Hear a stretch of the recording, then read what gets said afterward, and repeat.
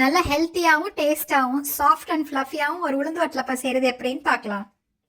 100 gram உளுந்து எடுத்து நல்லா கழுவிட்டு 1 மணி நேரம் ஊற வச்சு எடுத்து வச்சுக்கோங்க.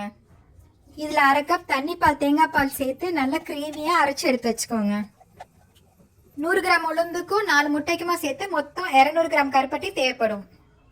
200 கிராம் கருப்பட்டி கூட 1/4 டீஸ்பூன் ஏலக்காய் தூள் சேர்த்து 1/2 கப் தண்ணி பால் தேங்காய் பால் சேர்த்து கொதிக்க வச்சு எடுத்து வச்சுக்கோங்க.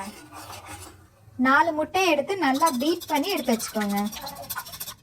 இப்போ அரைச்சி வச்சிருக்க உளுந்து மாவு கூட சூடு ஆற வச்ச கருப்பட்டி தண்ணியை வடிச்சு விடுங்க. அடுத்து பீட் பண்ணி வச்சிருக்க முட்டையை இது கூட சேர்த்து வடிச்சு விடுங்க.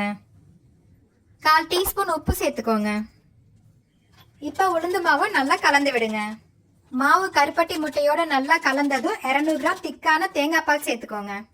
100 கிராம் உளுந்துக்கு மொத்தம் 300 மில்லி தண்ணி சேர்த்துருக்கேன். இந்த அளவுக்கு தண்ணி சேர்த்தாதான் வட்டலப்பா நல்லா கொலன்னு சாஃப்டா இருக்கும்.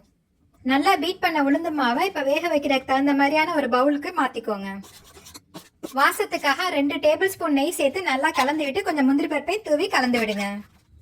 குக்கரில் 2 கப் தண்ணி சேர்த்து இந்த பாத்திரத்தை உள்ளே வச்சு மூடி போட்டு விசில் போட்டு ஸ்டீம் பண்ணுங்க. உளுந்து வேகிறதுக்கு ரொம்ப நேரம் ஆகும், அதனால லோ ஃப்ளேமில் 30-35 நிமிஷம் வரைக்கும் வேக விடுங்க. 35 நிமிஷம் கழிச்சு திறந்து பார்த்தப்போ வட்டலப்பா இந்த மாதிரி நல்லா வெந்திருந்துச்சு. நல்லா ஆறுனது பீஸ் போட்டால் பீஸ் உடையாமல் வரும். சுட சுட நெய் வாசத்தோட நல்லா டேஸ்ட்டாக இருக்கும் இந்த வட்டலப்பம்.